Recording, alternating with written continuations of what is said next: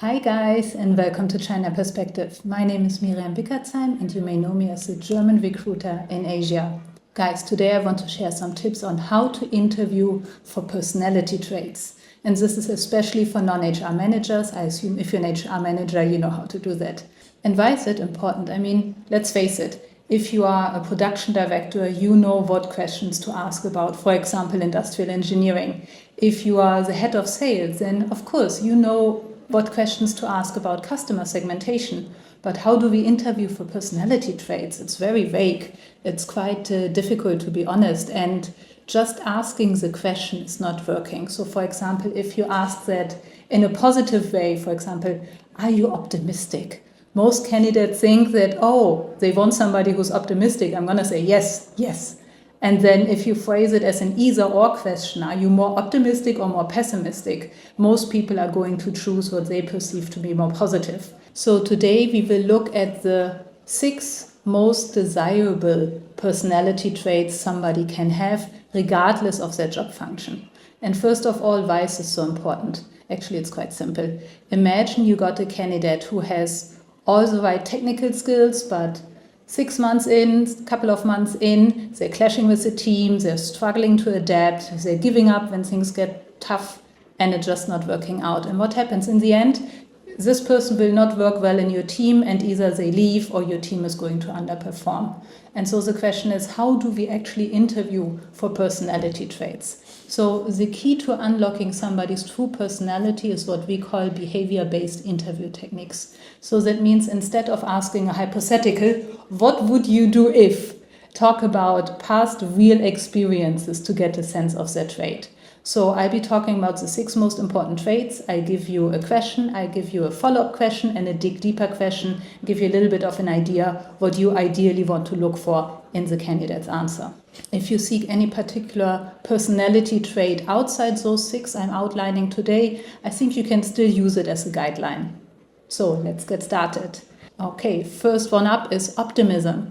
Optimism isn't really just about having a sunny attitude. It is much more about being resilient and being able to keep others motivated. So a question you can ask is, can you share a time when, things didn't go as planned? How did you stay motivated and how did you keep yourself or your team motivated?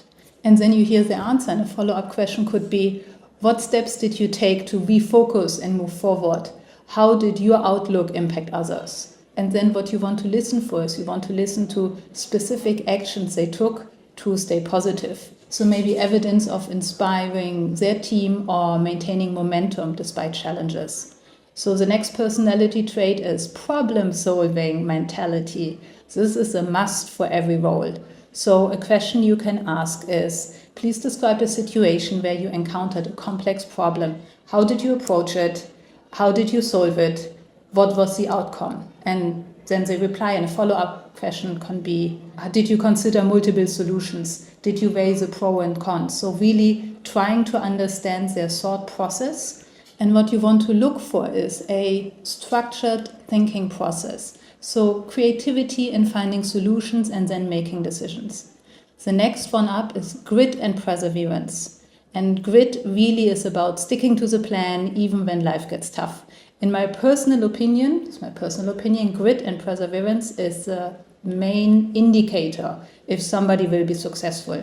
I mean, let's face it, life is tough, business can be tough, many things do not go according to plan. And to understand how quickly somebody can get back on track, how somebody is not giving up, is a huge factor on likelihood and success in the end. I mean, as an example, you always see those famous billionaires of all those big companies, and you hear all those stories, how they started a startup after startup after startup, and it all failed. And then in the end, at their mid-40s, early 50s, mid-50s, they started the wrong company, and now they're up there on the top level.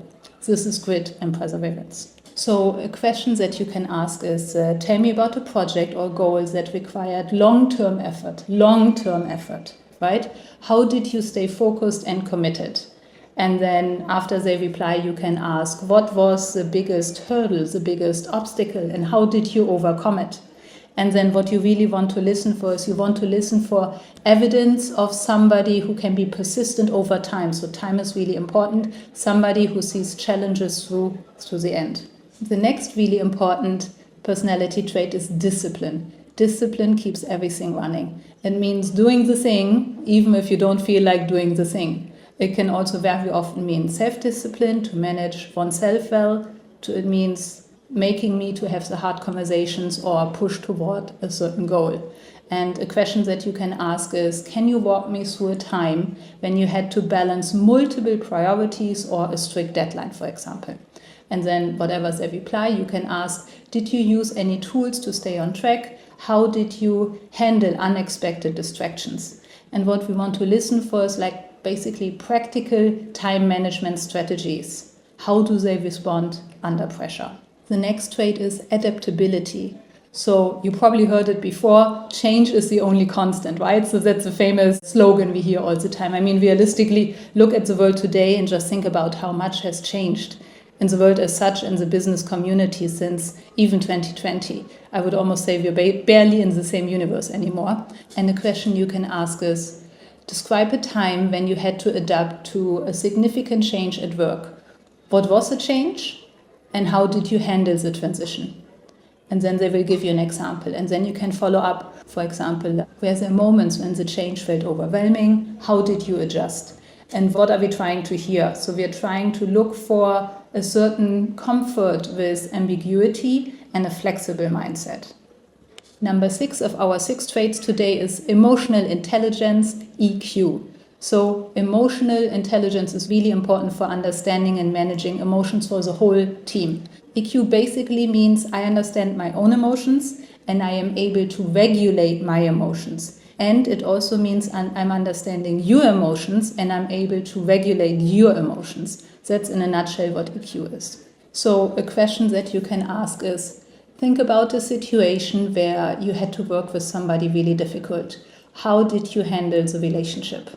Right? Because it speaks, how do I manage myself? How do I manage the other person to make this project work?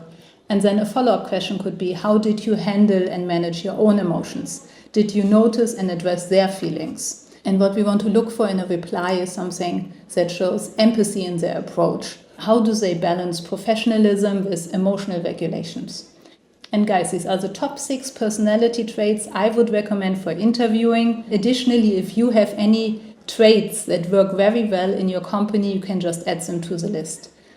A few other things. It is important to understand the difference between person-job fit and person-company fit. Job and company.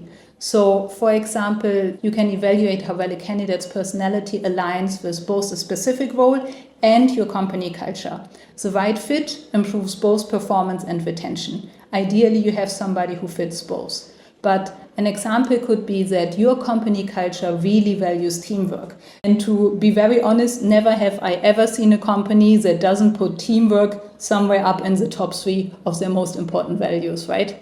And you see it on the homepage and all the little flyers and so on. So that is something that's very commonly very important. But maybe in that specific department where the candidate will be working, it's going to be mostly independent work and a lot less reliant on teamwork simply due to the nature of the job.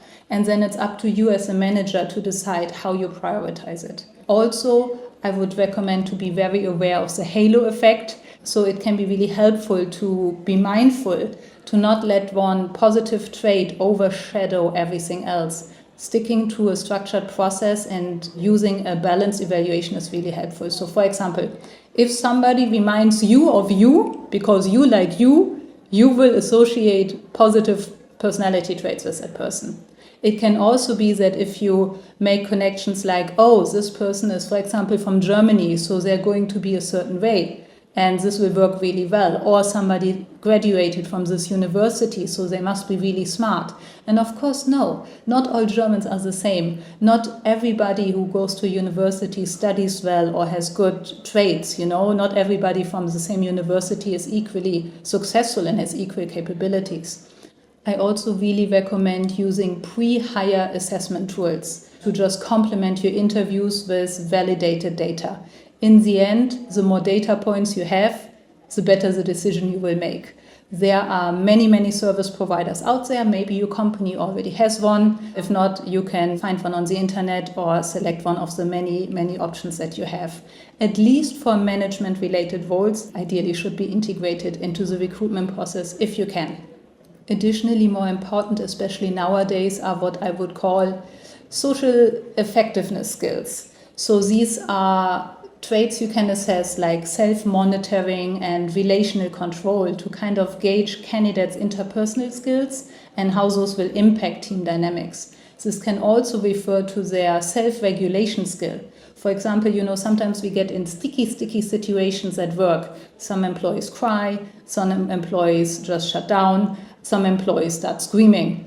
And so these reactions can happen, but it would be desirable to have somebody who has less of such extreme reactions, or somebody who can, have a reaction shortly and then quickly regain their balance. So there are many self-soothing and self-regulating techniques online, and everybody can learn it and look it up and find something that works for them.